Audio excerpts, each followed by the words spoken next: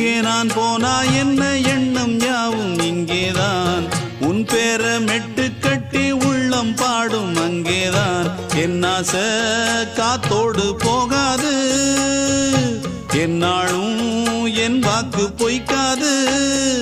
நான் ஏறிக்கர மேலிருந்து 8 தேச பார்த்திருந்து ஏங்கி ஏங்கி காத்திருந்தேன் காணல்ல